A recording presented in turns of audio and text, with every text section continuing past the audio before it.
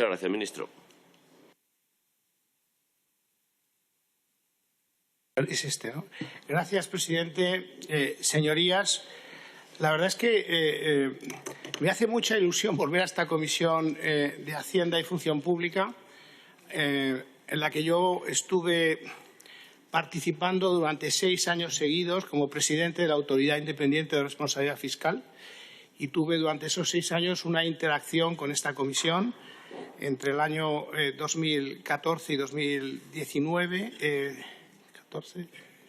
6 años, verdaderamente muy fructífera, y por lo tanto espero que en esta nueva capacidad pues mantenga esa buena relación que mantuve con esta comisión, que me parece que es, pues todas son muy importantes, pero ciertamente esta comisión, por la naturaleza de lo que subyace a su actividad, pues es particularmente relevante. Yo voy a comparecer para transmitirles las líneas generales del Ministerio de Transformación Digital y Función Pública, con un foco particular en, lógicamente, la función pública. Y me gustaría empezar transmitiéndoles lo siguiente.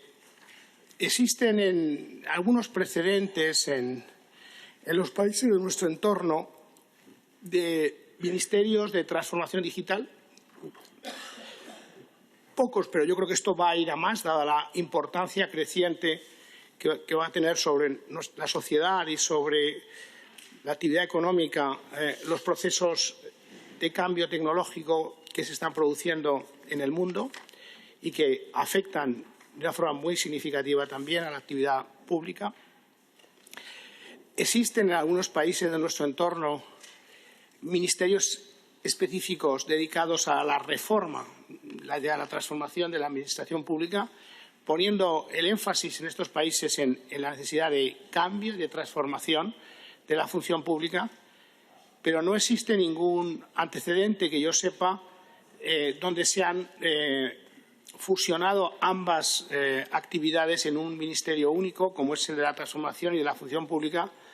Yo creo que tiene muchísimo sentido y tengo la sensación de que en este sentido vamos a tener seguidores en otros países, porque las sinergias son muy grandes. Yo en este diagrama lo he intentado transmitir, estableciendo esta sinergia y esta posibilidad de tener un feedback positivo entre lo que significa la transformación digital y las tecnologías asociadas, en la medida que generan herramientas puestas a disposición de los funcionarios para mejorar la calidad de los servicios públicos, y, por otra parte, es que desde lo público, desde las administraciones públicas, podemos ser catalizadores. Esto lo expliqué quizá con más detalle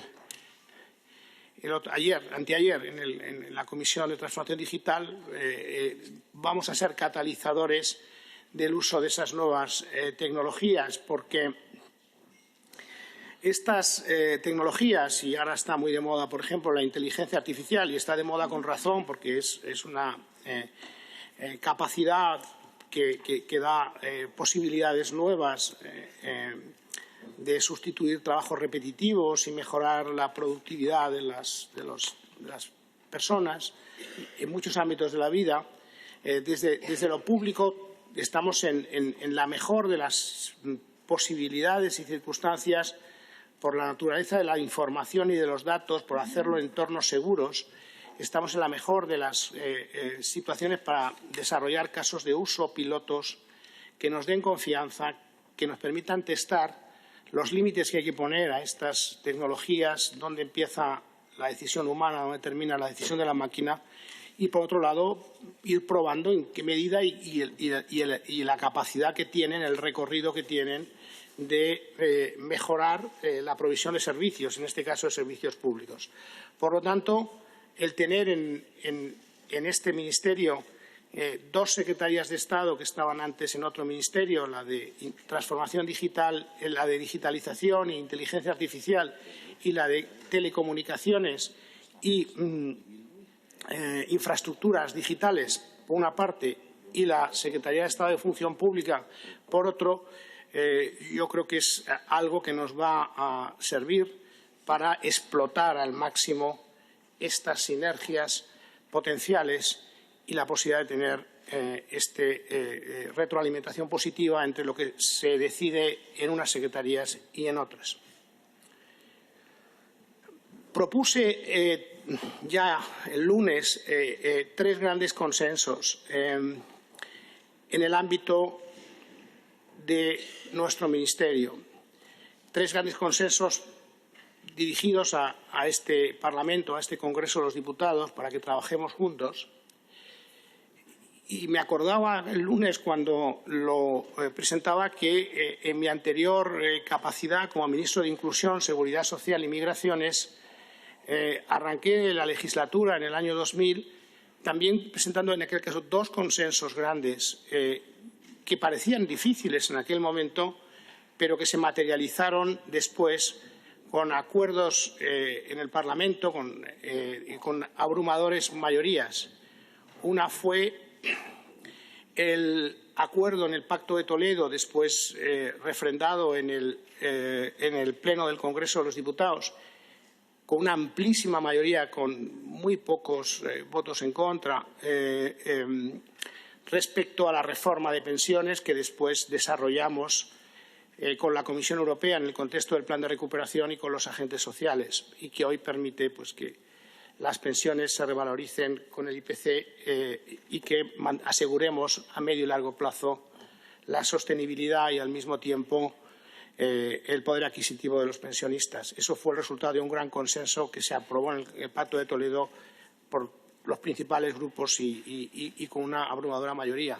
El segundo consenso fue por la inclusión y supuso la aprobación, si no recuerdo mal, sin ningún voto en contra, del ingreso mínimo, la ley del ingreso mínimo vital, que ha permitido que llegara a 800.000 familias en este momento y que fue el resultado también de un acuerdo, de una ley que se trabajó mucho y que se aprobó entre todos y que ha permitido ir desplegándola progresivamente y tener en este momento una red de seguridad para los más vulnerables que alcanza más de 2,5 millones, alcanzaba más de 2,5 millones de personas. Por lo tanto, por supuesto que son posibles los consensos y estos precedentes son buenos y hay otros, sobre todo cuando nos enfrentamos son a ámbitos de decisión claramente con una orientación de largo plazo, donde trasciende a legislaturas y, por lo tanto, tenemos que hacer un esfuerzo entre todos por encontrar los puntos de encuentro y mirar a largo plazo. Claramente, en el ámbito de las pensiones estamos hablando de larguísimo plazo, en el ámbito del ingreso mínimo vital y las políticas de inclusión también lo hacíamos y llegamos a acuerdos. Los 3 acuerdos, los 3 grandes consensos que yo presenté, hoy voy a desarrollar el tercero, ya desarrollé en la Comisión de Economía y Transformación Digital los 2 primeros. Uno es el impulso de la inteligencia artificial y su uso ético, y las 2 cosas al mismo tiempo, inteligencia artificial y uso ético. Aprovechar al máximo las posibilidades que nos da la inteligencia artificial, que son muchas. Hacerlo, además, para que impregne, digamos, la actividad privada y hacer un uso en la administración pública de ellos responsable y pensando en los ciudadanos y pensando en los funcionarios. Y hacerlo, además, digamos, con un gran acuerdo, porque algo como la inteligencia artificial que nos va a acompañar durante tantos años y va a ser tan transformador, requiere una reflexión, requiere un debate intensísimo en toda la sociedad civil, que vamos a propiciar con el Congreso de los Diputados, con el Parlamento en su conjunto, porque decidir hasta dónde llegan las decisiones que toman las máquinas y dónde empieza la decisión reservada estrictamente a nosotros es algo importantísimo. Es algo que se decidirá a nivel global, pero habrá claramente espacios a nivel nacional donde tendremos que fijar la propia posición de país. Algo así no puede sino ser el resultado de un acuerdo transversal considerable. Y, por lo tanto, ya se está debatiendo en la sociedad, pero desde aquí, desde el Parlamento y del Gobierno conjuntamente, tenemos que aglutinar toda esa reflexión y después decantarla normativamente en su caso. Este es el primer consenso donde la dimensión de las administraciones públicas es muy importante. No lo voy a desarrollar, ya lo desarrollé el lunes y ya lo discutí con sus señorías, pero es un consenso que quiero aclarar que es muy importante. El segundo también es las nuevas capacidades tecnológicas del país, reforzando la modernización en este ámbito, tanto en el ámbito del conjunto de la economía y del conjunto de la sociedad como de la administración pública. El plan de recuperación y resiliencia contiene elementos muy importantes en este sentido que nos están decantando y que están permitiendo, por ejemplo, que España lidere la creación de empleo en este tipo de nuevas tecnologías. En los últimos 4 años se han creado 300.000 empleos. 300.000 empleos en las nuevas tecnologías de la información, de la comunicación, de la innovación. Es 1 de cada 5 empleos y es compatible con la creación de 1.400.000 empleos, como se han creado en los últimos 4 años. Luego es posible, por supuesto, crecer en estos ámbitos y al mismo tiempo que sea compatible con que el conjunto del empleo en la economía crezca. Tenemos fortalezas muy importantes en España sobre las que tenemos que apalancarnos. No lo voy a desarrollar aquí porque fue motivo además de un debate yo creo que muy fructífero el lunes en la Comisión de Economía y Transformación Digital, pero es algo que también, por esa naturaleza de largo plazo que trasciende a legislaturas y a periodos, tiene que ser el motivo de un punto de encuentro y yo creo que ese fue el clima en el que nos movimos el lunes, sin duda, en la Comisión. Y el tercer ámbito es el de la transformación de la Administración pública,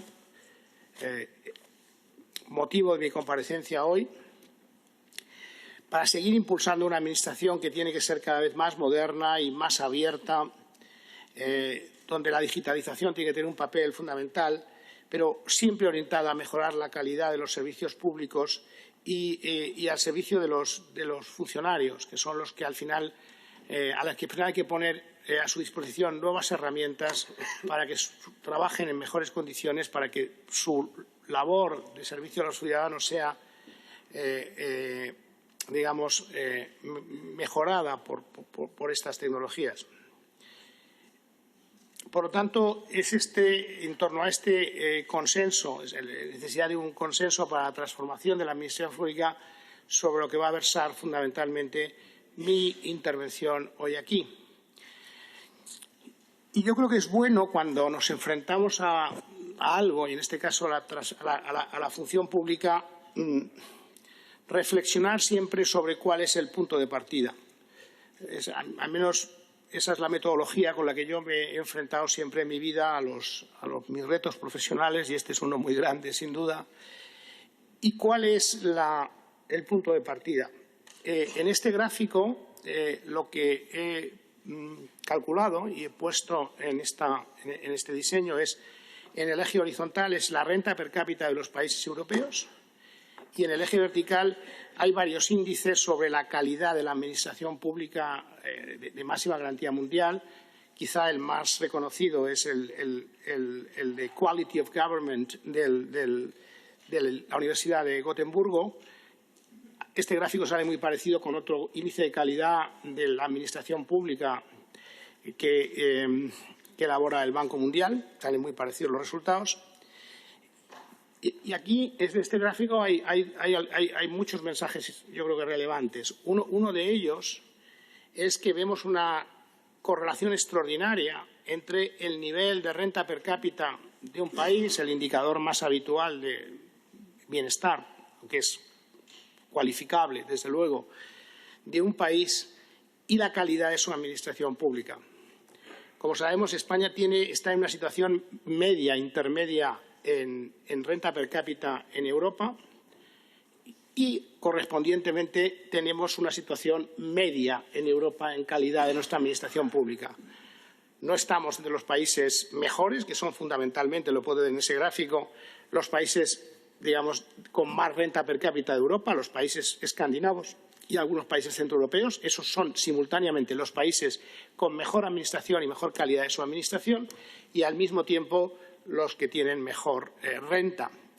Y después hay otros países que están claramente peor que España. Y nosotros estamos pues, en la mitad, como estamos en muchas cosas en Europa, pero un poquito mejor de lo que nos correspondería. Cuando uno está en este gráfico por encima de la recta de regresión que fija el patrón medio de correlación, vemos, y lo señalo aquí, que España, los países que están un poquito por encima de esa recta, quiere decir que para su nivel de renta per cápita, su nivel de calidad de gobierno está algo por encima de lo que correspondería al patrón medio. Hay países, en cambio, por ejemplo, Italia, lo marco aquí, que es un país que además lleva unos cuantos años creciendo muy poco y con problemas endémicos de crecimiento, que tiene un índice de calidad de gobierno por debajo del español y por debajo de lo que sería su nivel de renta per cápita. Y en todos los análisis internacionales se identifica que en Italia un problema serio de su falta de crecimiento y de sus problemas estructurales es el funcionamiento de su administración. Francia es un país, que me parece también interesante verlo aquí, que si vemos utilizando el eje vertical, tiene básicamente la misma calidad de su administración que nosotros, pero al ser un país con renta per cápita más alta, quiere decir que debería estar un poquito más encima. Yo creo que como aspiración de país, nosotros lo que tenemos que intentar es claramente movernos por esta línea hacia arriba, simultáneamente con mayor renta per cápita de los ciudadanos y al mismo tiempo con más calidad de gobierno. Y como en toda correlación, la relación de causalidad, no en toda, pero en muchas, es en ambas direcciones. Es decir, está muy estudiado que una administración de calidad, es el 40-50% del PIB, lógicamente mejora el funcionamiento de un país y al mismo tiempo aquellos países que tienen rentas más altas, y son los escandinavos, son los que más peso dan al sector público, con un sector público particularmente eficiente. Ambas dinámicas son las que nos dan este punto de partida. Perdonen esta reflexión larga, pero a mí les transmito un poco cómo yo me aproximo a estos temas y cómo yo creo que tenemos que verlo entre todos en ese ámbito de consenso. Existe además, por lo tanto, he pintado ese movimiento como el elemento aspiracional entre todos de este elemento de consenso. En ese punto de partida me parecía también ver cómo ha cambiado este índice de gobernanza. Y aquí he utilizado otro. Y España, la verdad es que en los últimos años se ha movido, ha mejorado en los últimos 5 años un poquito, es decir, se ha ido moviendo en la línea correcta, pero todavía hay mucho recorrido que movernos. Otro elemento que me parece muy importante es, y aquí estoy utilizando unos indicadores parecidos, pero que dan resultado, es cómo, de nuevo, los países escandinavos, España está siempre en un punto intermedio en estas correlaciones, pero los países escandinavos son los países no solamente tienen mejor calidad de la administración, sino que generan políticas más sostenibles. La sostenibilidad de las políticas públicas es absolutamente fundamental, porque uno puede tomar decisiones cortoplacistas en un momento determinado que le dan réditos, pero si eso no lo sostiene en el tiempo, las ganancias para el bienestar de los ciudadanos son menores. Por lo tanto, y eso tiene mucho que ver, de nuevo, con la eficacia y la calidad con la que las administraciones públicas se relacionan con los ciudadanos. Por lo tanto, estamos en una situación de partida razonable, pero nos queda todavía recorrido para llegar a los mejores países, a los mejores de la clase, y eso es lo que yo creo que debe ser el consenso. Porque además, cuando hablamos de administraciones públicas, nuestra palanca fundamental, aunque no exclusivamente porque afectamos al conjunto de administraciones con decisiones que se toman desde el Ministerio y desde el Gobierno, pero el impulso principal lo hacemos con el sector público estatal.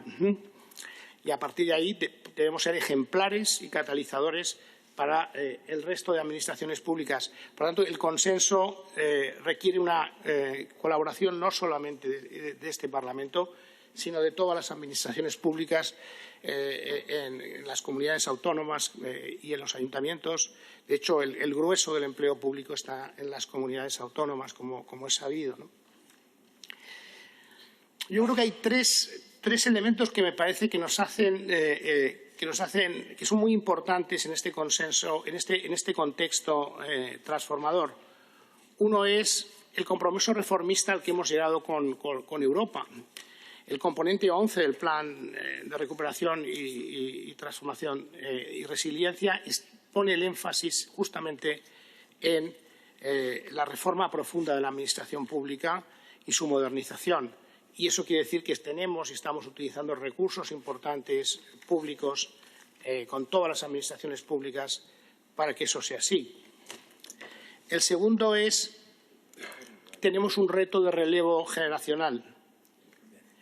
En los próximos 10 años, en la Administración General del Estado y el sector público en su conjunto, el 60% de la plantilla se va a jubilar. El 60% de la plantilla. Y yo creo que estamos casi, si no recuerdo mal, el 70% de los funcionarios tienen más de 50 años. Tenemos una plantilla muy envejecida, digamos, muy de edad elevada y claramente por encima de otros países de nuestro entorno. Y el tercer elemento es el despliegue de las nuevas tecnologías, que claramente van a afectar a todas las actividades económicas. Tenemos que hacerlo con inteligencia, con rigor, experimentando lo que realmente funciona bien y, como he dicho antes, como una herramienta de asistencia a los funcionarios en su trabajo para que las tareas menos gratificantes, más mecánicas y con menor valor añadido, pues se puedan ir sustituyendo al mismo tiempo que los funcionarios se concentran en aquellas de mayor valor añadido. Yo creo que este consenso para la Administración tiene que tener 4 ámbitos. El primero es el capital humano, es decir, esto es siempre lo más importante. Yo diría que lo más importante en la vida es el capital humano. Algunos economistas a veces se les oye decir lo más importante es la productividad. Cuando hablamos con esta, la productividad lo es todo, es el largo plazo, un país que es productivo. Pero es que detrás de la productividad está el factor trabajo, que es el factor más importante y, por lo tanto, cuanto mejor y más cualificados estén los trabajadores y los trabajadores públicos, mayor será el crecimiento de la productividad. También está la innovación, también están otras cosas, pero el capital humano es fundamental. Luego, yo creo que invertir en capacidades del servicio público es decisivo. Las empresas mejores en el mundo suelen caracterizarse por cuidar y invertir mucho en sus trabajadores y en su capacidades. El segundo elemento, y de alguna forma estas 4 ejes que voy a decir, cuando vamos a esos índices de calidad de gobierno en los países que son los mejores de la clase, aparecen claramente como los elementos decisivos de esa calidad. El segundo es que las políticas públicas se basen en la evidencia y en las mejores herramientas innovadoras. Políticas basadas en evidencia, en datos, en análisis rigurosos.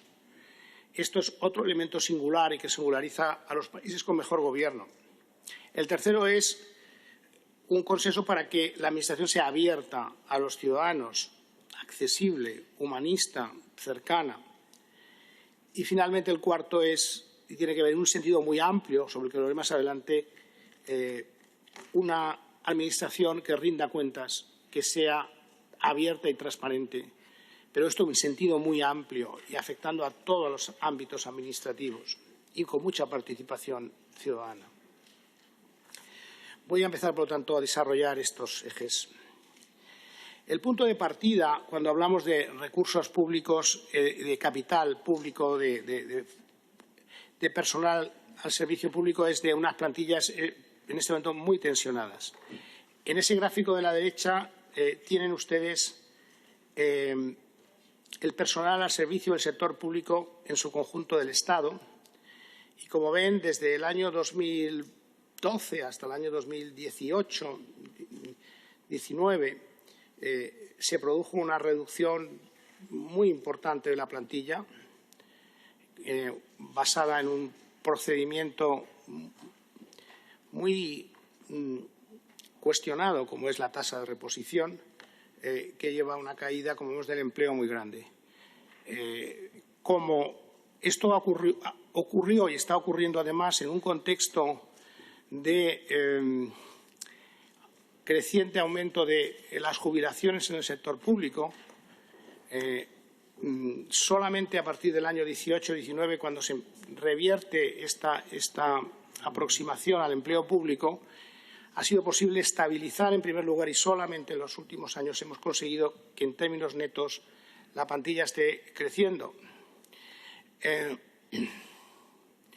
De hecho, aquí en este gráfico lo que tenemos es el saldo de altas y bajas anuales entre el periodo 13 y 18. En cada año hubo entre el año 2013 y 2018 algo más de 7.000 bajas, y solo se cubrieron 2.000 cada año. En el año 19 y 20 ya la brecha se cerró considerablemente, y solamente en el año 21-22, solamente en los últimos 2 años, hemos conseguido revertir esta situación. Y como también vemos ahí cómo crecientemente, por esa edad media de los funcionarios, cada año se jubilan más personas. Entre el 13 y 18 eran 7.500 al año en la Administración General del Estado. En el año 19-20, 8.700, y ya en los últimos años 9.200. Y esto va a ir a más, Pero con la inercia que teníamos de caída, solamente en el 21 y en el 22 ya hemos sido capaces de alcanzar esa estabilización y que el número de altas supere el número de bajas. La situación era muy complicada, con plantillas extraordinariamente tensionadas. Y además tenemos que fui responsable hasta hace poco de un administrativo tan importante como la Seguridad Social, y que tuve que abordar este problema de dinámica de caída del empleo que venía desde el año 2012-2013, me di cuenta que lo que estábamos pidiendo a los funcionarios, además, en este contexto, era cada vez más esfuerzos. Y yo creo que la pandemia para mí es un punto en el cual se pone de manifiesto de una forma evidente la importancia de la administración pública. En los momentos duros y difíciles es la administración pública la que es capaz de revertir una situación tan complicada y mitigar los efectos disruptivos tan potenciales y con efecto que tuvo la pandemia, por supuesto, en la sanidad pública. Pero pensemos en las fuerzas de seguridad del Estado, pensemos en los funcionarios de la Seguridad Social que tuvieron que poner en marcha la pandemia el ingreso mínimo vital, los ERTES, la prestación extraordinaria de los autónomos, y lo tuvieron que hacer en el año 2021, cuando su plantilla todavía se veía, el 20 se veía reducida por la inercia que llevábamos. Solamente después hemos sido capaces de controlar esta situación. Quiero decir que esta reducción de efectivos públicos se ha producido en un contexto en el que ha aumentado la nueva prestación de servicios públicos. Con esta plantilla básicamente estabilizada finalmente entre el año 22, hemos hecho todas estas cosas que aparecen aquí y hemos gestionado el plan de recuperación desde la Administración Pública, un plan tan extenso y con elementos tan novedosos de gestión desde lo público. Se ha hecho básicamente con el número de funcionarios existentes, porque la dinámica en la que traíamos era tremenda y porque esa falta de planificación llevaba a un envejecimiento de las plantillas creciente. Por lo tanto, hay un reto claro que hay que seguir, seguir revirtiendo esta estabilización del empleo público. Tengo que decir que cuando miramos a esos países que nos parece la gran referencia, todo el mundo quiere ser Dinamarca, todo el mundo quiere ser Suecia. Pues esos países tienen una plantilla de funcionarios públicos 10 puntos por encima en relación al sector privado de la que tiene un país como España. Aquí lo tenemos, el índice, el envejecimiento de nuestra. Aquí vemos la edad media de el porcentaje de empleados públicos de la Administración central de 55 o más años, con datos últimos comparados del año 2020. Si lo hiciéramos ahora todavía sería más agudo. Y España, detrás de Italia, es el país que tiene unos funcionarios de mayor edad. Estamos a muchos puntos porcentuales, 15 puntos porcentuales por debajo de la media de la OCDE. Bien, por tanto, el siguiente punto de partida es el marco normativo general. Como explicaba, el Gobierno anterior identificó ya la reforma de la Administración pública como un elemento fundamental, y el elemento normativo fundamental es el Real Decreto Ley 6/2023, donde se plantean ya algunas líneas muy importantes. Uno es la necesidad de una planificación estratégica de medio y largo plazo para que no nos ocurra lo que nos ha pasado en los últimos años, con una buena previsión de los efectivos. Yo creo que es fundamental, y eso lo vamos a desarrollar al máximo, dar mayor autonomía y responsabilidad en la gestión de lo público a las organizaciones concretas, a las agencias, y al mismo tiempo, por supuesto, con un control a posteriori importante. El plan de captación y retención de talento es fundamental para el acceso al empleo público. El acceso al empleo público y la selección de personal es otro de los grandes elementos sobre los que tenemos que trabajar a partir de las líneas fundamentales del Real Decreto Ley. La evaluación del desempeño y la carrera profesional. A los funcionarios tenemos que ofrecerles carreras profesionales más largas, más previsibles, y que esa progresión en su carrera profesional responda genuinamente a una evaluación del desempeño en un marco competencial moderno. Seguimos teniendo en la Administración pública, en muchísimos ámbitos, relaciones de puesto de trabajo que datan de los años 80.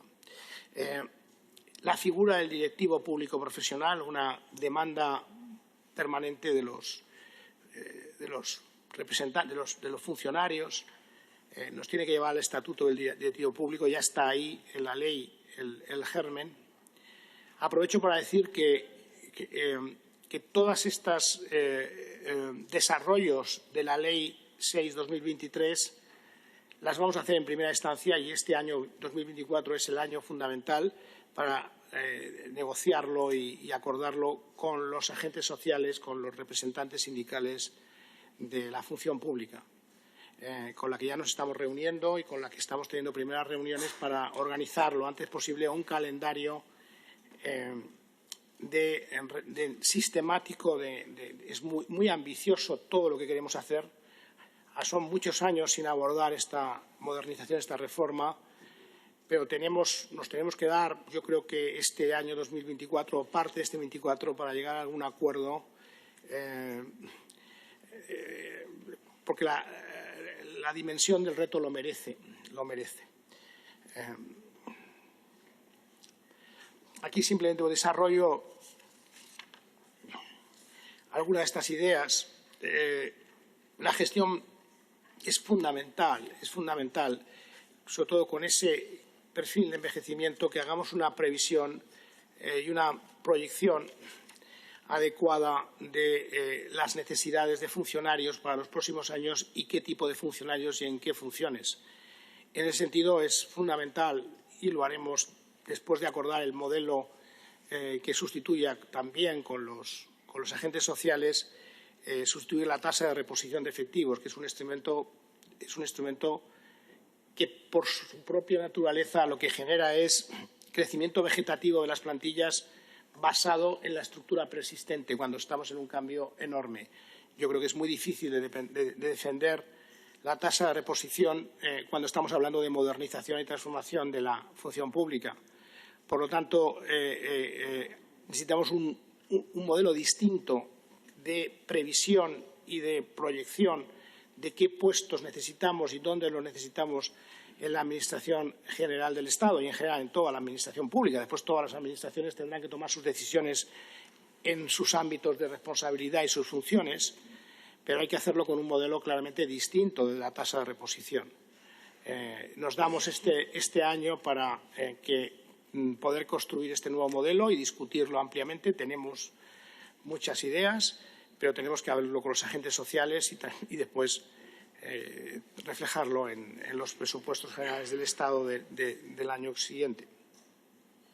Segundo elemento que me parece fundamental en esta reforma es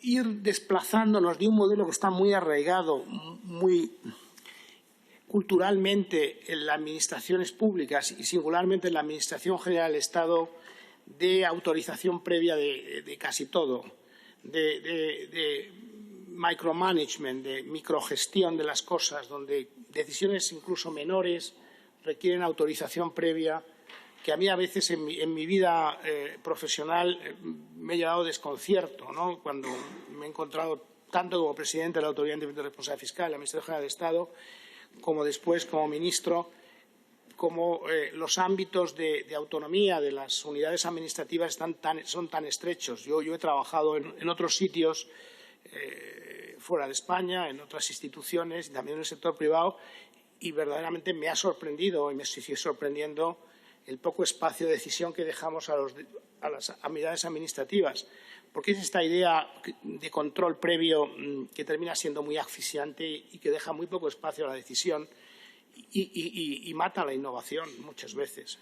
Tenemos que movernos de ahí y, por lo tanto, a los gestores hay que darles espacios acotados de autonomía en sus decisiones, también en recursos humanos, también dentro de los marcos generales. Y para que esto funcione necesitamos un control ex post. Es decir, tiene que haber después rendición de cuentas, tiene que evaluarse los resultados y esa es la forma más eficaz de movernos del control, digamos, del control ex ante al control ex post, con esta idea de dar mayor responsabilidad y espacio de responsabilidad a los responsables de las unidades administrativas, pero, por supuesto, manteniendo procedimientos de evaluación que nos lleven después a reconducir lo que no esté funcionando bien.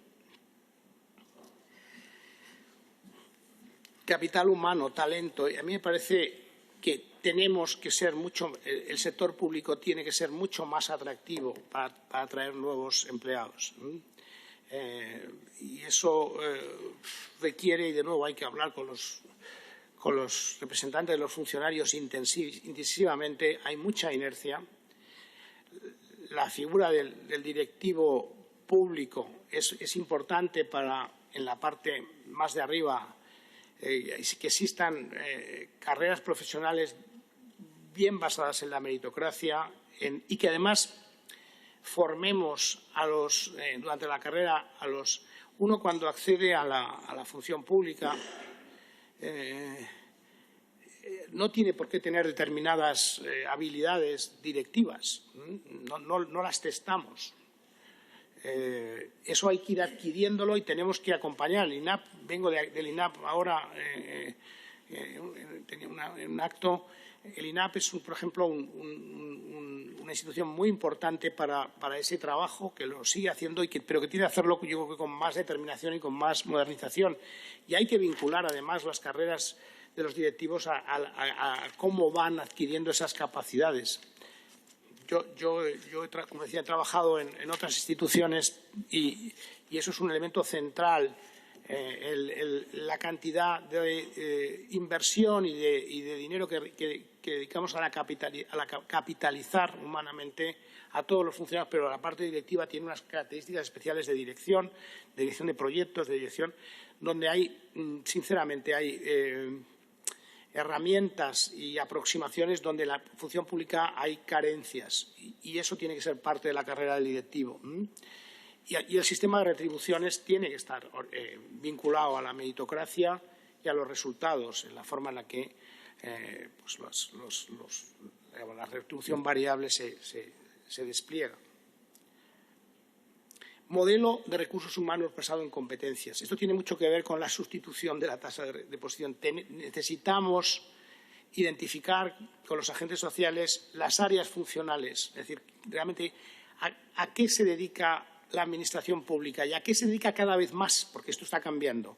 Y esas áreas funcionales tienen que, con sus respectivos marcos competenciales, son los que nos tienen que determinar las carreras profesionales de los funcionarios y acompañarles con políticas que les vayan moviendo en esa función que han elegido y que tiene recorrido. Y eso hay que hacerlo, digamos, encajándolo también con la estructura actual de cuerpos y escalas. Es decir, una cosa no quita la otra, pero tenemos que añadir una capa, digamos, de funciones y competencial, como ya han hecho, digamos, aquellos que tienen administraciones públicas más desarrolladas. Tenemos que seguir mirando los mejores ejemplos, y los mejores ejemplos se organizan por competencias, y nosotros todavía no lo hemos hecho, y es un trabajo que es fundamental también para la sustitución de la tasa de reposición el año que viene.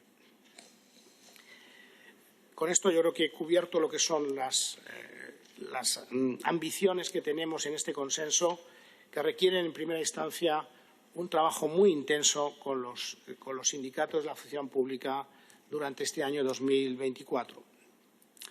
El segundo elemento es la evaluación. A mí la evaluación de las políticas públicas me parece algo también distintivo de una buena administración y de una administración no tan buena. España ha tenido dificultades en este sentido.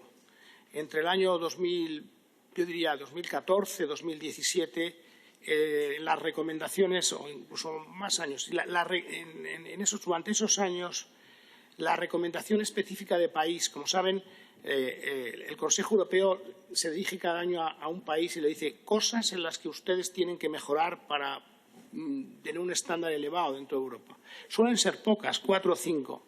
Les invito a que revisen las especificaciones, las recomendaciones específicas de país del Consejo Europeo a España. Bueno, la que es más sistemática y continua durante esos años fue la de la necesidad de mejorar mucho la evaluación de las políticas públicas y con procedimientos más reglados.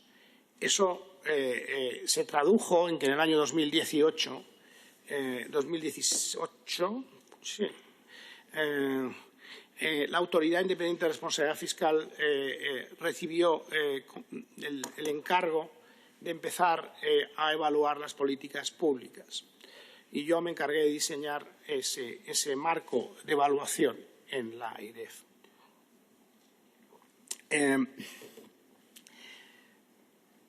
Pero una autoridad independiente se centra fundamentalmente en la evaluación ex post.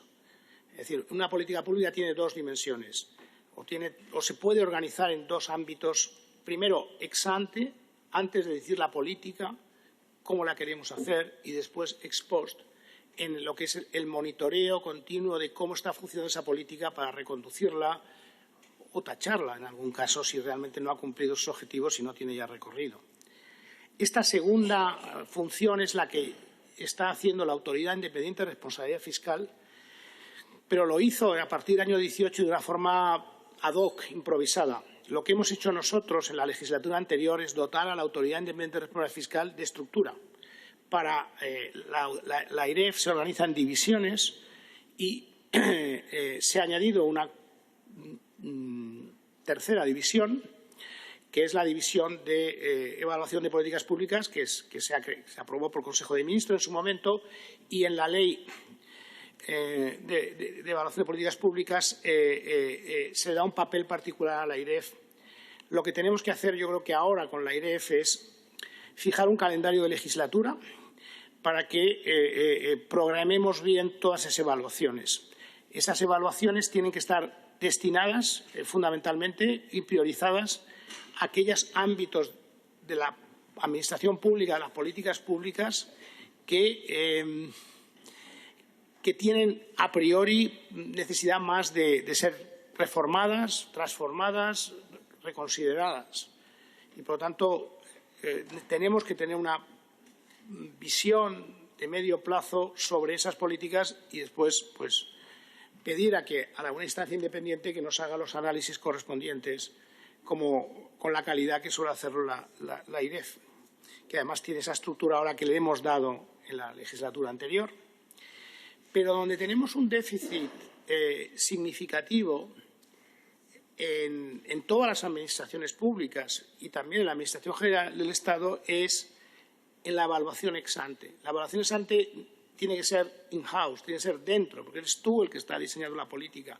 Puedes utilizar recursos externos, pero tú tienes que ser el que pilotes, dado las prioridades de gobierno, el cómo hacerla con recursos, digamos, con expertos técnicos y especializados en evaluación multidisciplinares.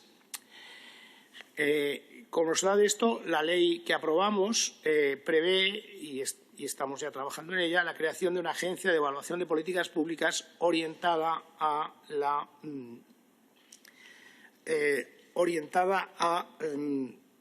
evaluación ex ante y a las memorias de impacto, las MIND, para que se mejoren y tengamos decisiones adecuadas. Yo creo que este tiene que ser un input fundamental para alimentar las decisiones que se toman en la Comisión de Asuntos Económicos del Gobierno, en la Comisión General de Secretarios de Estado y Subsecretarios, donde realmente se hace el análisis de detalle y se interacciona en las comisiones ministeriales de partida. Faltan inputs en ese sentido y la agencia tiene que cumplir un papel fundamental. La agencia está prevista su creación. La verdad es que la agencia está prevista su creación en la Secretaría, va a depender esta carga, según queda la ley, en la Secretaría de Estado de Función Pública. Ahora bien, yo soy de la opinión, y vamos a ver cómo podemos propiciar el cambio normativo, que está mejor instalada en el Ministerio de Economía, porque en el Ministerio de Economía reside la Secretaría de la Comisión Delegada de Asuntos Económicos y aunque efectivamente hay políticas públicas en todos los ámbitos, es ahí donde yo creo que tiene mejor encaje que con nosotros. En principio la ley nos la encaja a nosotros. Yo encantado de ser responsable de evaluar las políticas públicas, pero el ministro de Economía y yo mismo somos de la opinión de que el ministro de Economía también trabajó 6 años en la IREF, por cierto, como yo, y por lo tanto somos de la visión los dos que realmente una agencia de evaluación de políticas públicas para la evaluación ex ante probablemente esté mejor encajado en la Secretaría de Estado de Economía que en la Secretaría de Estado de Función Pública. Sobre todo porque además en Función Pública tenemos el reto transformador que estoy explicando antes y que es tan retador que yo creo que no está mal esta distribución de funciones. Esto requiere algún ajuste normativo y si no veremos cómo funcionalmente nos organizamos. Pero me parece en lo que es evaluación de políticas públicas extraordinariamente importante lo que hagamos aquí. Y al mismo tiempo que creamos la agencia, lo que necesitamos es en cada uno de los ministerios, en cada una de las entidades administrativas, evaluadores, es decir, funcionarios dedicados a la evaluación, que apenas existen en la Administración. Cuando llega la hora de evaluar, no hay recursos dedicados, no hay especialistas. Es que es tan importante tener recursos dedicados a la evaluación y recursos especializados con funcionarios que tengan las capacidades adecuadas. Luego, no solamente hay que crear la agencia, sino que la agencia tiene que tener interlocutores con los que dialogar en cada uno de los ministerios, en cada una de las instancias. Me parece absolutamente fundamental hacer las dos cosas al mismo tiempo. Haciendo estas dos cosas, que es, como digo, es una carencia que ha tenido España y la Administración Pública española y muy bien identificada, yo creo que podremos recorrer ese camino aspiracional que queremos para tener una mejor Administración Pública. Y también nos tenemos que dotar de un mapa conceptual, es decir, necesitamos un mapa que no tenemos bien construido exactamente, bueno, todos sabemos más o menos a que la Administración Pública se dedica, pero cuando entramos en los presupuestos del Estado, en cualquiera de los agregadores de políticas públicas que podemos mirar, la verdad es que no están bien la taxonomía no está bien diseñada para saber exactamente dónde están las distintas funciones conceptualmente, y también necesitamos información y pool de datos para toda esa evaluación que tiene que hacerse y que es muy importante. El siguiente eje es el de una administración abierta, accesible, humanista, y que tiene que ver también con la utilización de la tecnología. El punto de partida, siempre es importante para mí ver el punto de partida. El punto de partida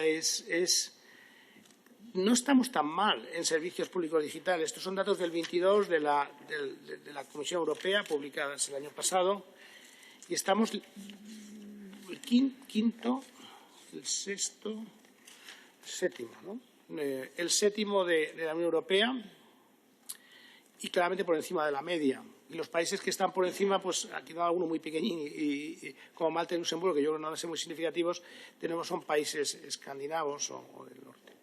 Por lo tanto, el punto de partida no es malo, pero realmente tenemos que mejorar mucho todavía aquí para movernos en el sentido. ¿Dónde vamos a apalancarnos para que mejoremos en las capacidades digitales de la administración pública? Pues hay tres iniciativas que me parecen particularmente importantes en este sentido. La primera es la Agencia de la Administración Digital. En este momento hay una Secretaría General de la Administración Digital que ha estado moviéndose de un ministerio a otro. La creación como agencia le tiene que dar mayor flexibilidad de funcionamiento para que pueda impulsar el desarrollo de nuevas tecnologías y generar ganancias también de eficiencia y ahorros en el ámbito TIC en las administraciones públicas. Por lo tanto, tenemos ya muy avanzado la redacción de esta agencia, y va a ser una de las primeras decisiones dentro del marco de la Ley de Agencias.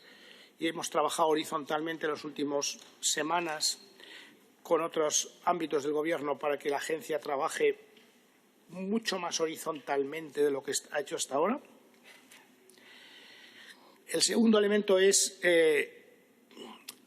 el sector público en España no está mal en términos de ciberseguridad cuando nos evaluamos, tanto en lo que es seguridad del sector público como el sector privado, pero necesitamos una ley que no tenemos, integral, paraguas de ciberseguridad, donde se ordene normativamente formas de funcionar y de coordinación entre las distintas instancias que llevan la seguridad. La SGAT, por supuesto, pero ahí tiene un papel fundamental el Centro Criptológico Nacional, por supuesto el Ministerio de Defensa, cuando hay elementos delictivos del Ministerio del Interior. Es decir, hay distintas instancias importantes, el Departamento de Seguridad Nacional. Es decir, aquí hay dimensiones distintas. La coordinación funciona razonablemente bien, pero sería bueno que una ley, como hay en otros países, todo esto lo ordenemos adecuadamente y eso es parte de a lo que debe dedicarse la Ley de Ciberseguridad que traeremos en su momento al Parlamento, espero que durante el siguiente periodo de sesiones. Y la tercera palanca aquí es lo que llamamos capacidad de respuesta. Tenemos la intención de crear una unidad operativa transversal en la Administración General del Estado, dotada con recursos humanos multidisciplinares para afrontar las perturbaciones externas que en un momento requieren una intervención pública grande. Lo hemos visto, por supuesto, con la pandemia, y el Ministerio de Sanidad tuvo que redimensionarse rápidamente y abordar proyectos y dimensiones para lo que no estaba preparado, y hubo que hacerlo como se pudo, y después lo hemos visto claramente en el plan de recuperación, que por su diseño y dimensión supone abordar políticas, digamos, el despliegue de políticas públicas y políticas de gasto público basado en objetivos, basado en hitos y objetivos novedosos en el ámbito de los fondos europeos, que requiere trabajar mucho más por proyectos. Necesitamos, yo creo, tener un pool de recursos en la administración pública disponible para poder atajar este tipo de elementos sobrevenidos y dar flexibilidad respuesta a la administración. Y lo tenemos que hacer digamos, de tal forma que hay funcionarios que en los distintos movimientos a veces quedan un poco desubicados, están en la espera de los famosos funcionarios con mochila. Todos estos funcionarios que todos los hemos vivido en todas nuestras organizaciones, que decimos, mira, es que si tuviéramos una forma más flexible de organizarnos, todo este capital humano tiene que estar disponible para una respuesta adecuada.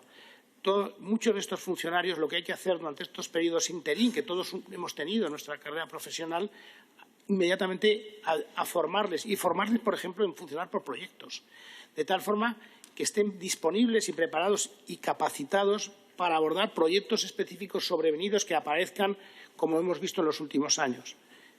Nos parece que esta es una forma, algo muy importante en lo que estamos empezando a trabajar en su diseño y que va a ayudar a dar más flexibilidad en la respuesta a la Administración General del Estado ante situaciones sobrevenidas. Tenemos que mejorar, es decir, tenemos que mejorar a partir de ese punto de partida, como yo digo, si tuviéramos que calificar de un 6-7 en el que estamos, tenemos que ir más para arriba. Y, por tanto, hay cosas que tenemos que hacer en el ámbito público para reforzar y que la confianza de los ciudadanos en la administración pública se refuerce y esté siempre en el centro de nuestra actividad. Un compromiso es el fin de la cita previa obligatoria. Eso requiere un cambio normativo para que esto esté claramente así. La verdad es que las prácticas son así, pero requiere un cambio normativo en el artículo 14 de la Ley de Procedimiento Administrativo Común, del conjunto de administraciones públicas, para que quede claro algo que yo creo que es el uso en gran parte de administraciones, es que para interaccionar con la Administración no hace falta tener una cita previa con carácter obligatorio. Para que esto quede claro y después sea más fácil desplegar todos los procedimientos para que el acceso de los ciudadanos a los servicios públicos sea por el canal que cada uno elija y que piense que es el más adecuado, esta ley hay que modificarla y veremos cómo la traemos al Parlamento lo antes posible. Queremos reformar el portal administración.gov.es en cooperación, además, con todas las administraciones públicas, para que sea mucho más fácil cuando un ciudadano accede a este portal, que es muy visitado, le resulte muy fácil navegar para saber exactamente qué administración tiene que atenderle ante el hecho vital que le lleva a aproximarse a la administración pública. O qué administraciones, si ha tenido un hijo, si ha tenido cualquier situación que le requiere interacción con la administración pública. La navegación ahora es claramente mejorable y esa navegación por hechos vitales, con algunas referencias que ya están en algún país que son particularmente atractivas, es algo de lo que estamos trabajando y requiere los desarrollos correspondientes.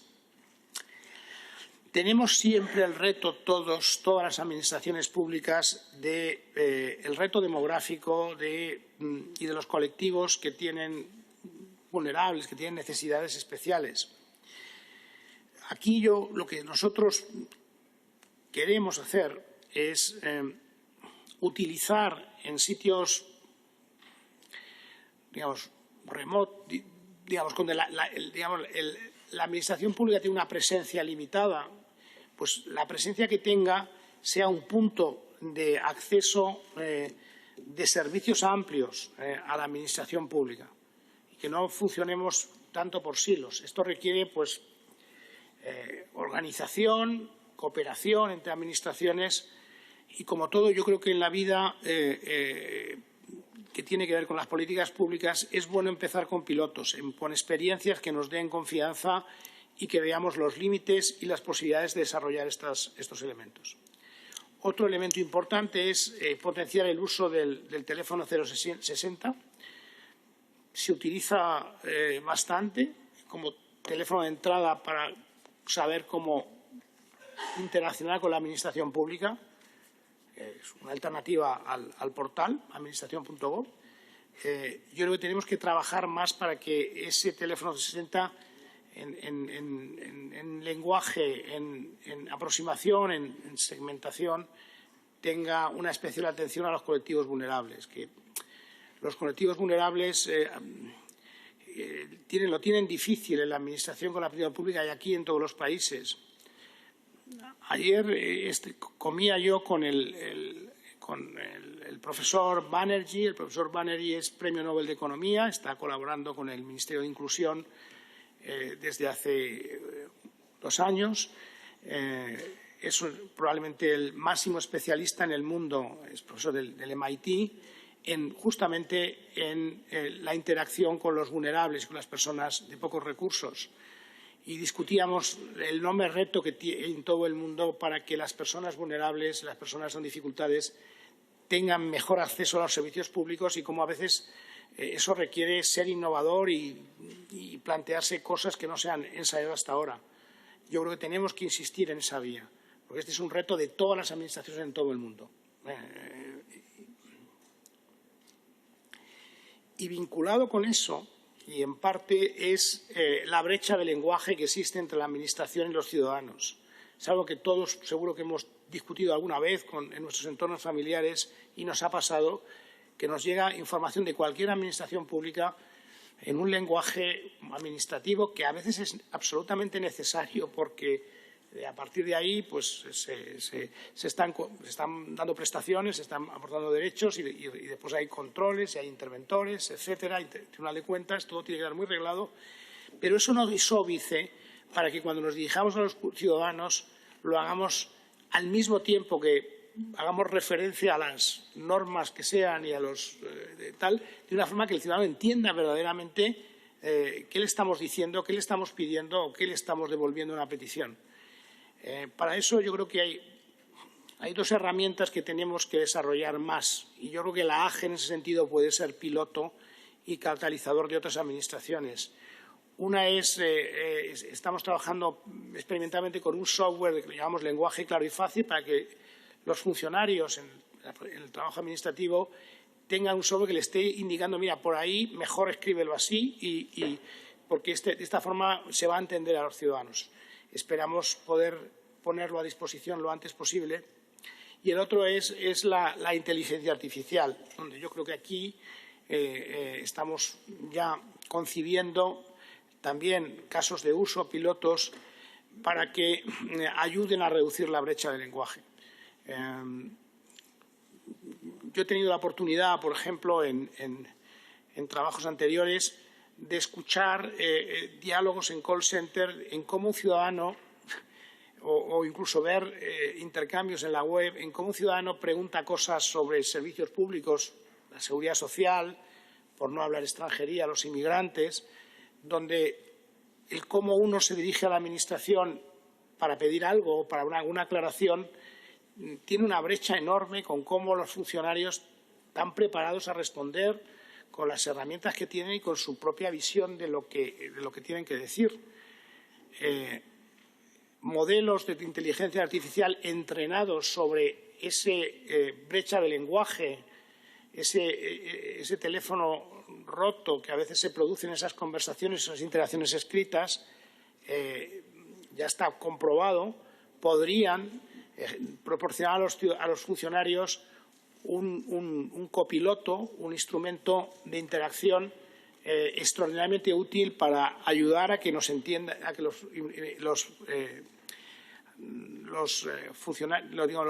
ciudadanos interaccionen de una forma más rápida y familiar con nosotros. Esta es otra de las iniciativas en la que estamos trabajando y es un ejemplo de uso positivo para herramienta de los funcionarios en inteligencia artificial.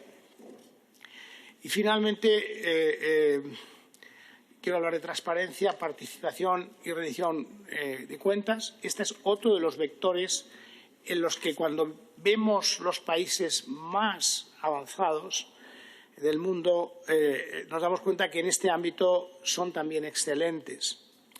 De nuevo, nuestro punto de partida no es desdeñable.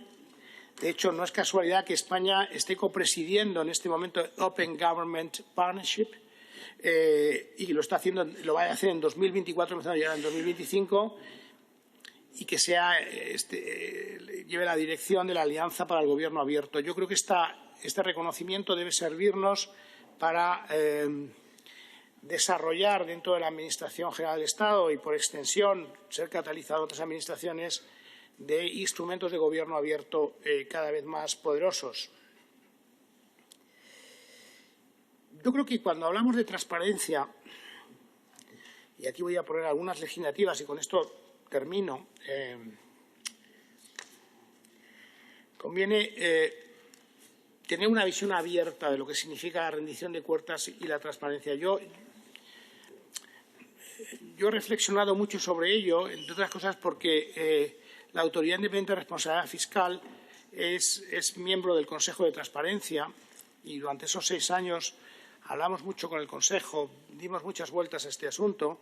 Después, en mis 4 años como ministro de Inclusión, Seguridad Social y Migraciones, lo he aterrizado en los ámbitos de responsabilidad. Y yo creo que a veces tenemos una visión un poco estrecha de la transparencia. La transparencia, y a veces guiado, no sé cómo llega a los medios de comunicación, la transparencia no consiste en tener la información anecdótica de no sé qué y no sé cuántos. La transparencia quiere decir, en los países más avanzados en este mundo, que la Administración, y cuando digo la Administración digo agencias, entidades administrativas de todo tipo, funcionan, digamos, reduciendo al máximo sus espacios de discrecionalidad y de opacidad, de tal forma que los ciudadanos conocen y saben cómo se toman las decisiones en un conjunto amplísimo de instancias administrativas y decisiones, y lo conocen porque los procedimientos son transparentes, porque los tiempos de respuesta son conocidos, y esto es absolutamente fundamental para que la ciudadanía se refuerce la confianza de la ciudadanía en el conjunto de administraciones públicas.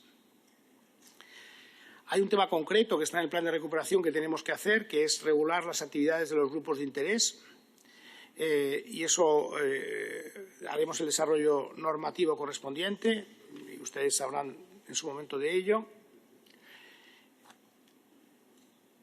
Tenemos que, en esta reflexión general sobre qué quiere decir una administración transparente, abierta y que rinde cuentas, tenemos que de nuevo abrir un debate muy grande con todas las instancias ciudadanas para entender mejor los resquemores hacia la administración, las administraciones y las instancias, y de tal forma que podamos adoptar decisiones y sepamos bien cómo reducir la brecha entre esa brecha de confianza que pueda existir. Tenemos que, en ese sentido, hablo por la Administración General del Estado, pero seguro que para todas las administraciones, los funcionarios y lo que es la administración pública funciona con un grado de integridad elevado. Pero a veces esa percepción no está suficientemente muy elevado. De hecho, cuando miramos los datos y las métricas, pero a veces por casos concretos, no termina de calar suficientemente en la sociedad. Por lo tanto, tenemos que generar un marco conceptual y un marco transparente que refuerce esa confianza por parte de la ciudadanía en que tenemos una administración muy íntegra, y que eso se despliega granularmente en todos los ámbitos de la administración. pero claramente necesitamos probablemente esa estrategia nacional y comunicarla muy bien entre todos y dar seguridad a todos los ciudadanos de que eso es así. Tenemos que reforzar la oficina de conflicto de intereses también. Yo creo que funciona bien, pero está dentro del ámbito de este ministerio, de esta Secretaría de Estado de Función Pública. Vamos a reforzarla organizativamente y vamos también que su actividad ayude a este refuerzo de confianza. El foro de gobierno abierto, que ya está en marcha, me parece que va a ser un punto central de acompañamiento de todas esas políticas. Lo vamos a fortalecer y mejorar. Y finalmente, yo creo muchísimo en la experimentación y en los pilotos. Tenemos que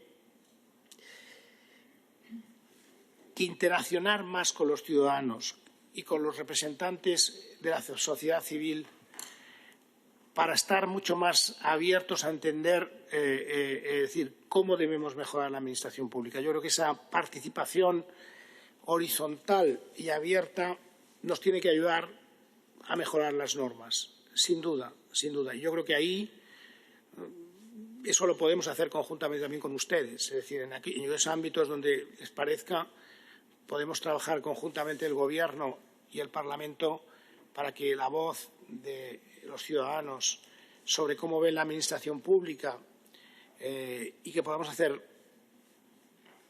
proyectos específicos de interacción con ellos, laboratorios, se materialice. Y eso es parte de lo que yo creo que, y con esto termino, los elementos del consenso. Sinceramente, lo que hay detrás de esto, es decir, es una administración más que se modernice de forma efectiva, es un reto de largo plazo. Las transformaciones de las administraciones públicas requieren varias legislaturas, requieren continuidad y seguimiento y por lo tanto, esa continuidad y seguimiento será mayor, que trasciende a décadas incluso, cuanto más consenso haya y acuerdo en el punto de partida. Las políticas públicas que son más efectivas, son las que son más sostenibles en el tiempo, y las que son más sostenibles son aquellos que arrancan del mayor consenso posible. Y esto es un poco lo que yo quiero hoy, como hice hace 2 días, transmitir a sus señorías.